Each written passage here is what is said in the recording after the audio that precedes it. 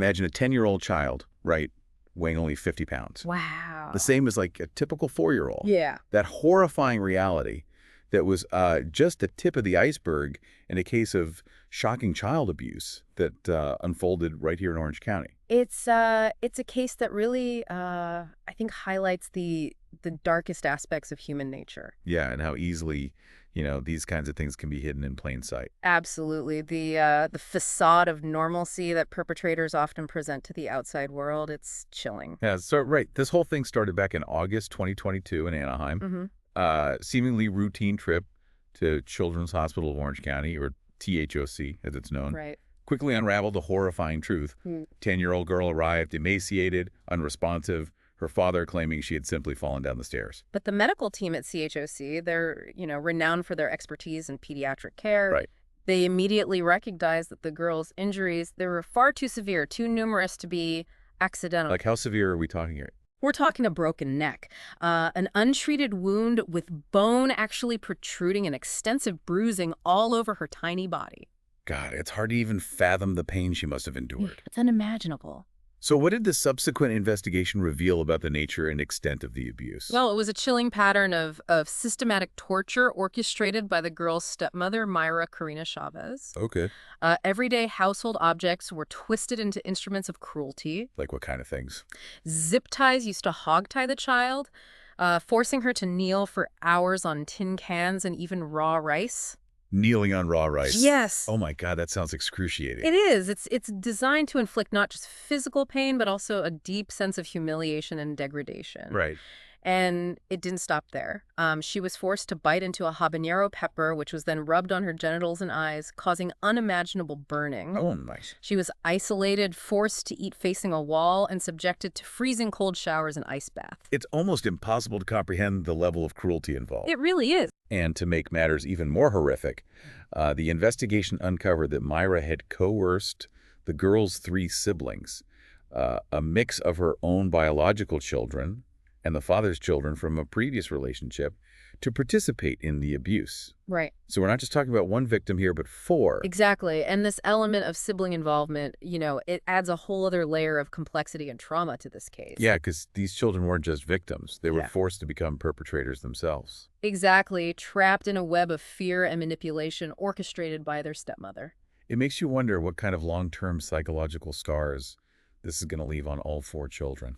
Well, the psychological impact of this kind of sustained abuse, especially for the 10-year-old girl, is profound and multifaceted. Yeah. It can disrupt her development on every level, leading to long-term, emotional, cognitive, and social difficulties. Right.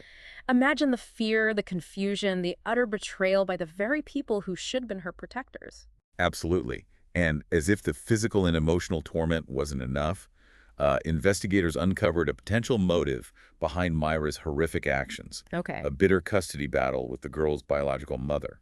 So it seems Myra was using this child as a pawn, a means of exacting revenge and inflicting pain on her romantic rival. Wow, so this manipulation of a child to settle personal scores. It's a disturbingly common phenomenon in high-conflict custody cases, unfortunately. Can you elaborate a bit more on the dynamics of using children as pawns in custody disputes? Sure. It often stems from a desire for control and a lack of empathy for the child's well-being, right? The alienating parent seeks to damage the child's relationship with the other parent, often through manipulation, lies, and even emotional abuse. So basically they're using the child as a weapon. In a sense, yes, and sadly, the child becomes collateral damage in the adult's battle. That's heartbreaking. And it seems Myra's motive stemmed from this twisted need for control and revenge. But what about her defense strategy during the trial? Surely there was no justifying these actions. Well, her attorney attempted to portray her as a product of her own troubled past. Okay. A victim of an abusive childhood who was simply trying to discipline the 10-year-old girl, albeit in a misguided and inappropriate way. Discipline? Yes. Really? He even went so far as to argue that Myra didn't fully grasp the concept of proper discipline. That seems like a preposterous defense, given the extreme and calculated nature of the abuse. It does, and thankfully the jury didn't buy it. Right. They saw through the attempts to downplay the severity of Myra's actions and ultimately found her guilty on multiple counts of torture, child abuse, and assault. So what kind of sentence is she facing? She's currently facing a potential sentence ranging from 7 years to life in prison. 7 years to life, that seems like a huge discrepancy. It is. What factors do you think the judge will consider when determining her final sentence? Well, judges typically take into account a multitude of factors: Sure. the severity of the crimes, the defendant's criminal history, the lasting impact on the victims, and even expressions of remorse or lack thereof. In this case, the horrific nature of the abuse, the girl's long-term injuries, and the calculated manipulation of her siblings will likely weigh heavily on the judge's decision. It's certainly a complicated case with many layers to unpack. It is. But what about the girl's father, Domingo Jr. Flores? Where does he stand in all of this? That's a crucial question that remains largely unanswered. Mhm. Domingo Jr. is currently awaiting trial on similar charges, including torture and child abuse. So he could be facing the same sentence as Myra. Potentially, yes. Wow. The fact that he's facing such serious accusations suggests he may have been more than just a passive bystander to his daughter's suffering. It's hard to imagine he was completely oblivious to what was happening under his own roof, especially given the duration and severity of the abuse. Precisely. And that raises a whole other set of disturbing questions. Like what? Did he actively participate in the abuse? Was he coerced by Myra? Or was he willfully ignorant, choosing to turn a blind eye to his daughter's plight? These are questions that will hopefully be addressed during his upcoming trial. It's truly disturbing to think about the father's potential role in all of this. Yeah. But before we kind of delve deeper into that aspect, I want to circle back to something we touched on earlier, the fact that Myra was able to manipulate not only her stepchildren, but also authorities during a welfare check. Right. It's chilling to think about how easily she was able to pull the wool over everyone's eyes. Well, it highlights, the insidious nature of child abuse and how perpetrators often go to great lengths to maintain a facade of normalcy, even under scrutiny. Mhm. Remember, abusers can be incredibly charming and persuasive, especially to those who aren't looking for signs of trouble. It's a sobering reminder that we can't always rely on external authorities to detect and prevent abuse. Right. It often falls on those closest to the child, family members, teachers, neighbors, to recognize the subtle signs and speak up. Absolutely. We need to cultivate a culture of vigilance when it comes to child welfare. Right. We can't afford to be passive bystanders. If something feels off, if a child's behavior suddenly changes, or if there are inconsistencies in a caregiver's explanations, those are red flags that warrant further investigation. Speaking of red flags, let's revisit Myra's trial and the defense's attempt to downplay the severity of the abuse. Okay. To claim that forcing a child to kneel on raw rice and rubbing a habanero pepper on her genitals was merely a form of misguided discipline is just mind-boggling. It's a tactic often employed by defense attorneys in these types of cases, minimizing the actions, shifting blame, and attempting to evoke sympathy for the perpetrator. But as we discussed, the jury saw through these attempts to obfuscate the truth and delivered a resounding guilty verdict. Yes, they did. That verdict, while offering a sense of justice, doesn't erase the trauma inflicted on those children. Unfortunately not. And now we're left grappling with the question of Domingo Jr.'s culpability and the looming possibility of another trial. Right. His case presents a different set of challenges. Huh. Unlike Myra, whose role as the primary abuser is undeniable, Domingo Jr.'s level of involvement is less clear-cut. Right. Was he an active participant, or was he, as his attorney might argue, a victim of Myra's manipulation himself? It's certainly a possibility. Abusive partners often employ coercive control tactics, isolating their victims, manipulating them emotionally, and even using threats to maintain dominance. And in a household where abuse is already normalized, it's conceivable that Domingo Jr. felt powerless to intervene, fearing for his own safety or the safety of his other children. But even if he wasn't directly inflicting the abuse, the question remains, why didn't he seek help? Right. Why didn't he protect his daughter? That's the heart of the matter, isn't it? And it's a question the prosecution will undoubtedly focus on during his trial. They'll need to present evidence that demonstrates Domingo Jr.'s awareness of the abuse and his deliberate choice to not intervene. It's a heavy burden of proof, but considering the gravity of the charges and the lasting impact on the victims, it's a necessary one. This case, with its complexities and unanswered questions, compels us to confront a difficult truth.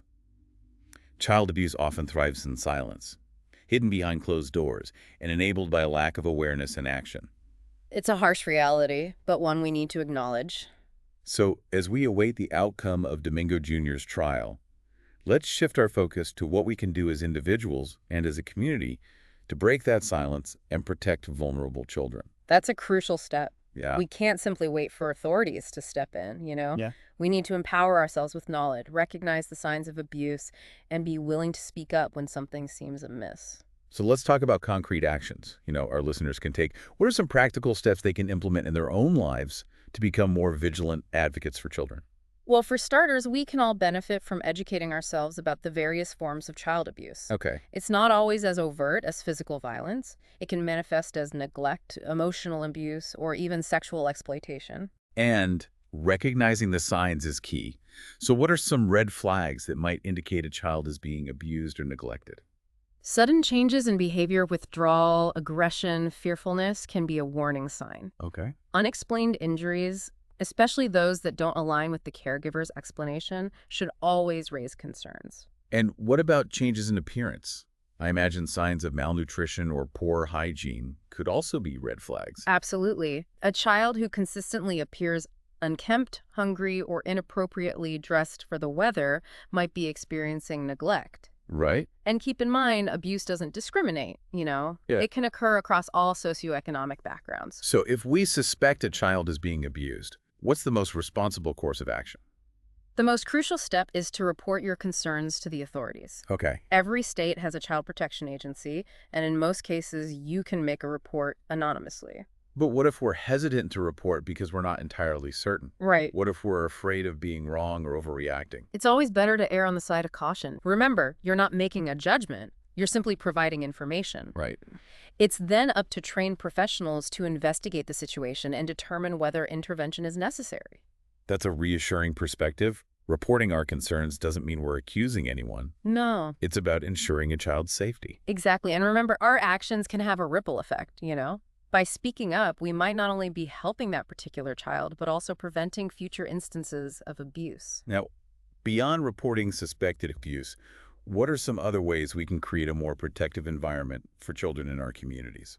One impactful approach is to support organizations dedicated to child welfare. Yeah. These organizations provide a range of services, from prevention programs to crisis intervention to therapeutic support for survivors of abuse.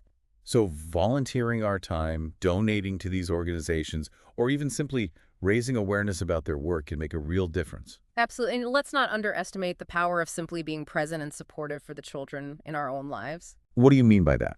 How can we be more present and supportive in a way that fosters a sense of safety and security for children? It starts with creating open lines of communication, Let children know they can talk to you about anything without fear of judgment or repercussions. It's so important to, create that safe space where kids feel heard and supported. But what if a child does confide in you about abuse? What's the best way to respond and offer support? Well, first and foremost, believe them. Yeah. Don't dismiss their claims or try to minimize what they've experienced. Let them know you're proud of them for having the courage to speak up. Reassure them that it's not their fault and that you're there to help. That makes sense. It's crucial to validate their feelings and let them know they're not alone. But then what steps should we take to ensure their safety and get them the help they need? The next step is to report the abuse to the authorities. You can contact your local Child Protective Services agency or law enforcement. Right. And remember, you don't have to have all the details. Right. The professionals are trained to investigate and assess the situation. Reporting the abuse is essential. But are there other ways we can support the child while we're waiting for the authorities to intervene? Absolutely. It's important to create a sense of stability and security for the child. Okay. Let them know they're safe with you and that you'll be there for them every step of the way. Right. If they're comfortable, you can offer them physical comfort, like a hug or holding their hand. And what about addressing the emotional trauma they've experienced? What kind of resources are available to help children heal from the psychological scars of abuse? Well, there are a variety of therapeutic interventions that can be incredibly beneficial for children who have experienced abuse. Okay. Play therapy, for example, allows children to process their trauma through play, Yeah.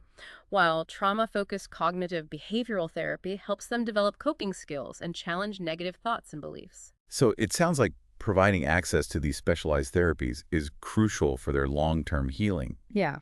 But what about the role of the community in supporting these children and their families? The community plays a vital role in creating a safety net for children. Right. We can support organizations that work to prevent child abuse and provide resources for families in need.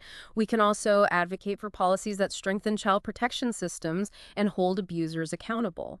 So it's a multifaceted approach from individual actions to community involvement to systemic change. It is. Feels empowering to know that we can all contribute to creating a safer world for children. I think it is. And remember, even small acts of kindness and support can make a difference in a child's life. Yeah. By simply being present, listening attentively, and offering a shoulder to cry on, we can help a child feel seen, heard, and valued. That's such a powerful message. And it brings us to the end of our deep dive into this incredibly complex and heartbreaking case. We've covered a lot of ground, from the chilling details of the abuse to the legal proceedings to the broader societal implications. But most importantly, we've explored concrete actions we can all take to protect children and prevent future tragedies. I think that's the key takeaway here. Absolutely. And thank you for, lending your expertise to this conversation. It's been my pleasure. And to our listeners, thank you for joining us on this journey. Yes, thank you. Until next time, keep exploring, keep questioning, and keep advocating for a brighter future for all children.